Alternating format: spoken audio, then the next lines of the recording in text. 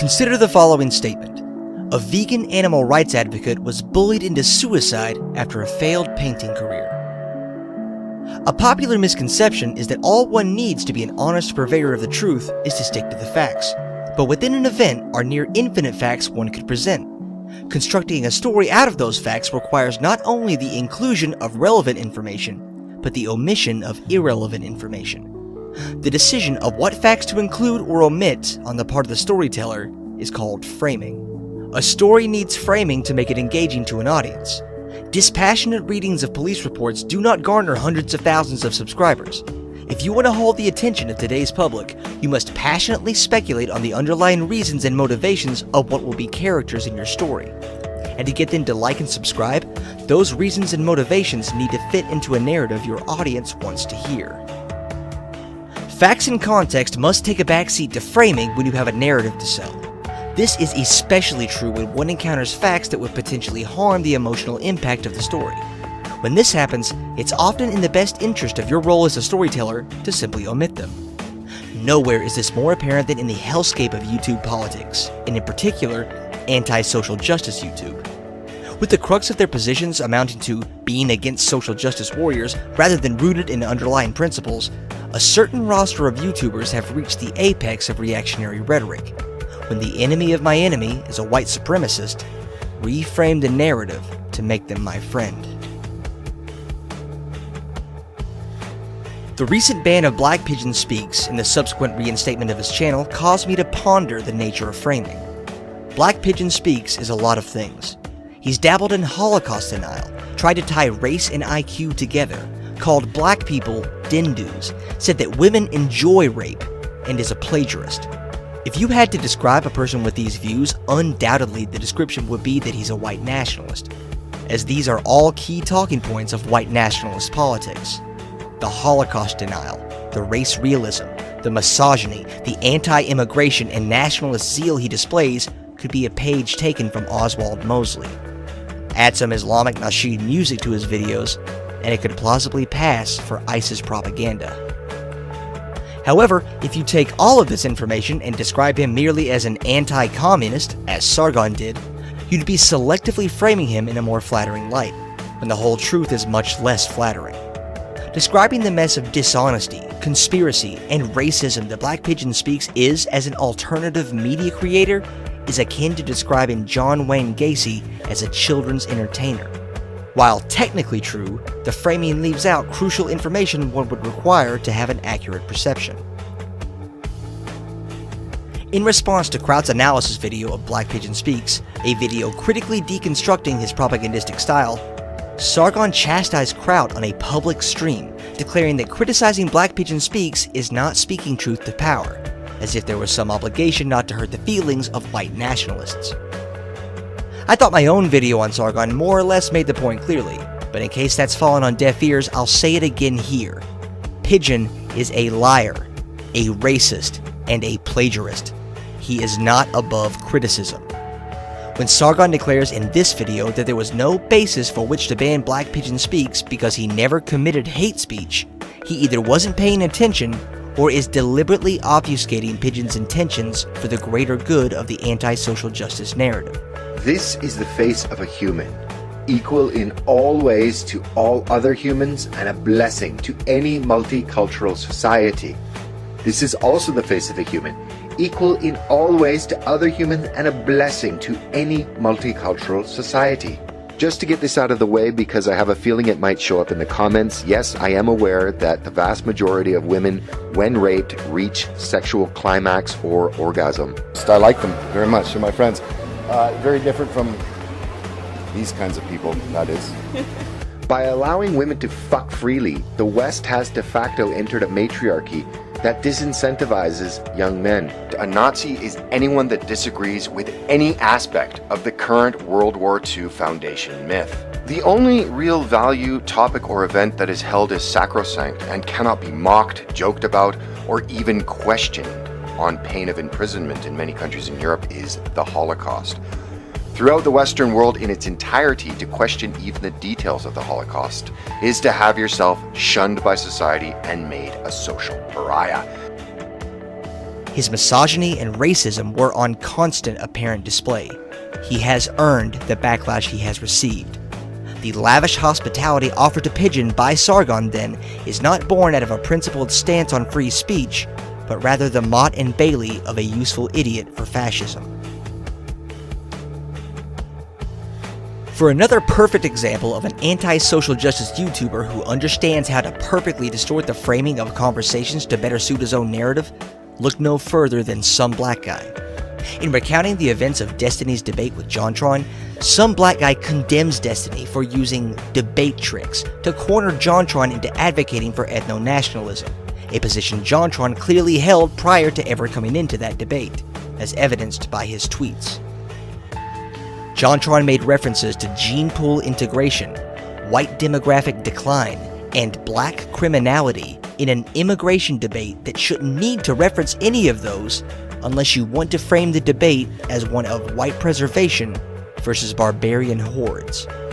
If JonTron wasn't advocating for ethno-nationalism, why then would he ever need to talk of gene pools? If he were speaking of culture, why would whites becoming a demographic minority matter? Some Black Guy never explores this, instead opting only to make a sweeping declaration that Destiny was somehow the bad guy.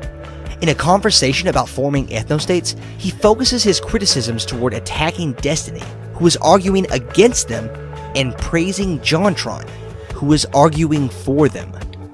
He makes complaints in this video that fact-checking somebody is a debate trick. He complains that Destiny just wanted to stay on topic. In another video, Some Black Guy berates Francesca Ramsey for proclaiming voter ID laws constituted a racial injustice. In Ramsey's video, she explains that the majority of people lacking photo IDs are minority and elderly, that voter fraud is rarer than lightning strikes, and that Republican precinct chairs have openly displayed racial animosity when talking about the harmful effects of voter ID laws. And to all that, Some Black Guy only had smug dismissal.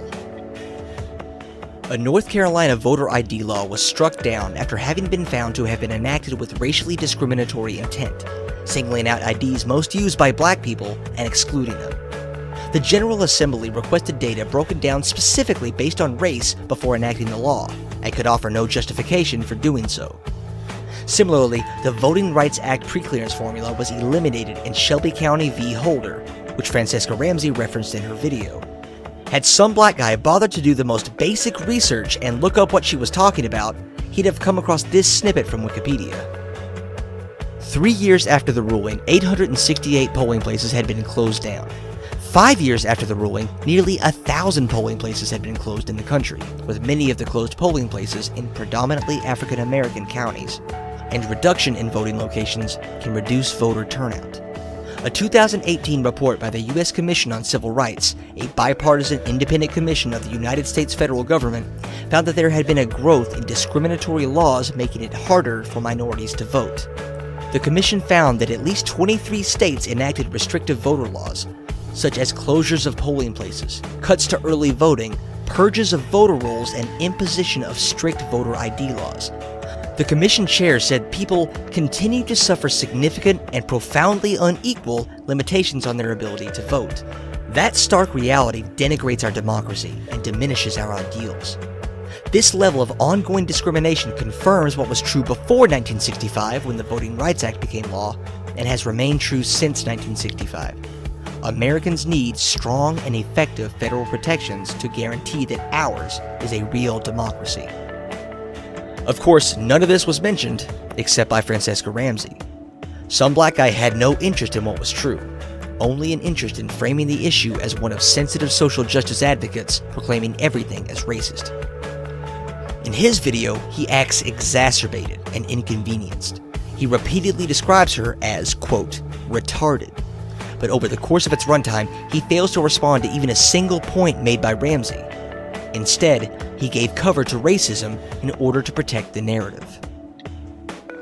A crypto-fascist lives on the plausible deniability of their stated motives. I'm not a racist, declares the crypto. I'm just interested in the preservation of Western civilization. It just so happens that the goals ultimately end up lining together. The formation of an ethnically homogenous state. Disguise the language and you disguise the motives. Lauren Southern knows this full well.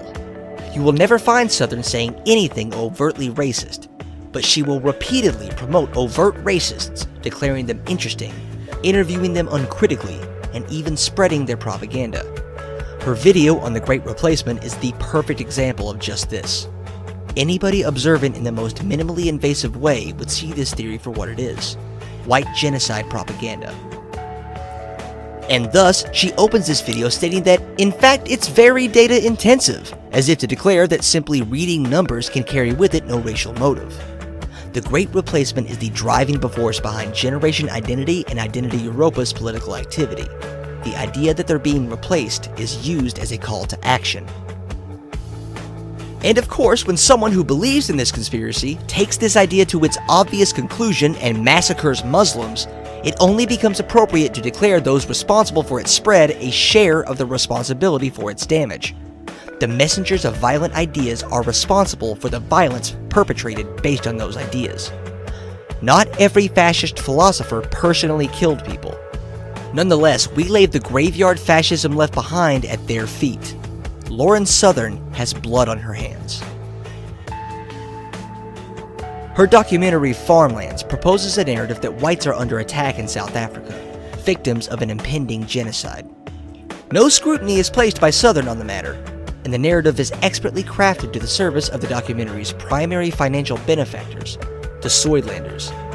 Simon Roche, a white nationalist proxy for the Soylanders, is even kind enough to make an appearance in the work. Of course, no scrutiny would be placed on who these people are. For some context, Roche himself was hosted and interviewed by identitarian platforms ranging from Red Ice TV, League of the South, Free Domain Radio, and American Renaissance. Jared Taylor's platform is doubly impressive, given that Roche was keynote speaker at their 2017 conference. Roche also has financial ties to Identity Europa, an organization which has granted both political and financial favor to the Soylanders. I want to take a second to compare and contrast the style of journalism which separates Lauren Southern from an actual journalist, Emma Cott of the New York Times.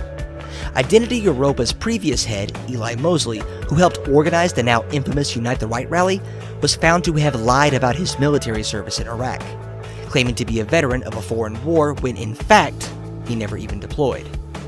Emma Cott combed through military service records to make this discovery, and then confronted Eli on his lie, to which he wavered to claiming he was in Kuwait, and it's kind of the same thing.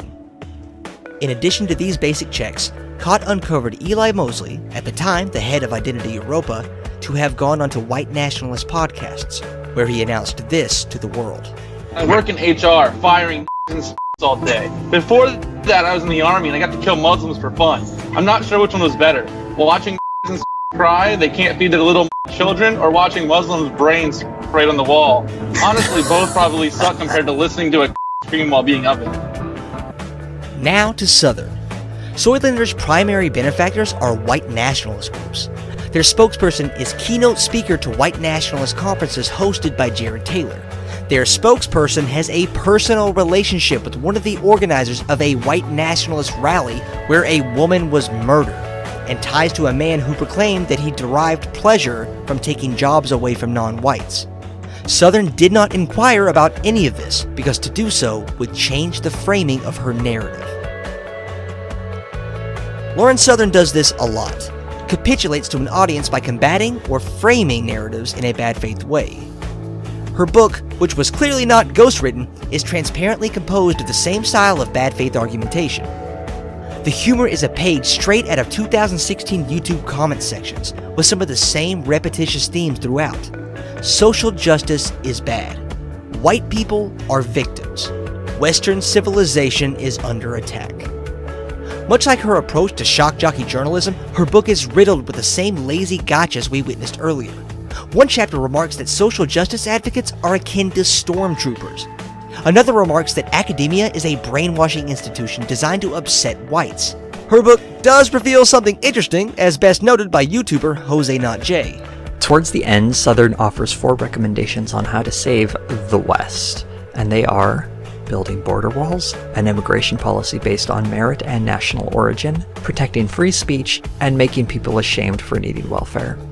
The welfare one is just a really shitty thing to do, but I want to focus in on the national origin part of the second point. Although Southern claims not to be a racist, points like this make me pause. She also writes this: immigration policy in the West simply fails to be remotely meritocratic. Immigrants are not let in to fill niches where our countries need help or to contribute in some way to society. It's even considered controversial in some circles to suggest that immigrants should be able to pull their own weight. All of this must be reversed. In the US, a good start would be repealing the Immigration Act of 1965 so that things like national origin can be factored into our calculus, and so that the limits of immigration from other Western countries can be removed. Everywhere else, the same sort of measures must be taken. The first thing you'll notice is that no sources are cited for any of this.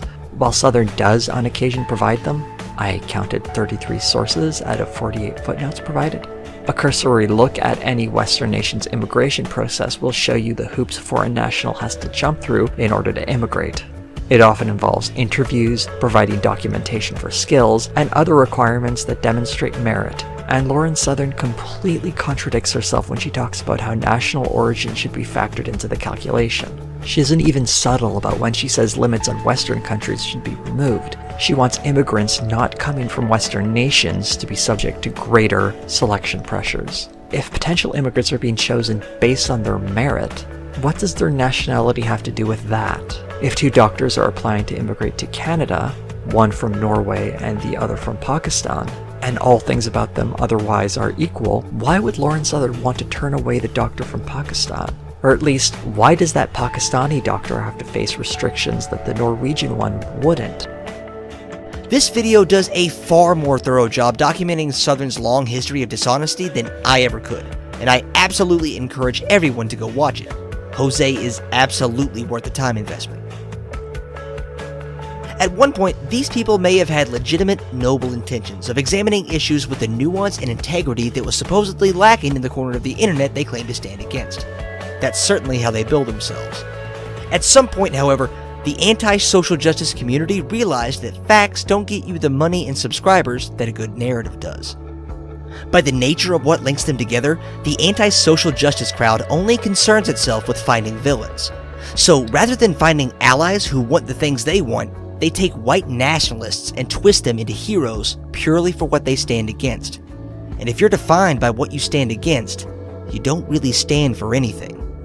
The shirt actually says figs. 3 Arrows is an Antifa YouTuber. Black Pigeon Speaks is a moderate centrist. It's all in the framing.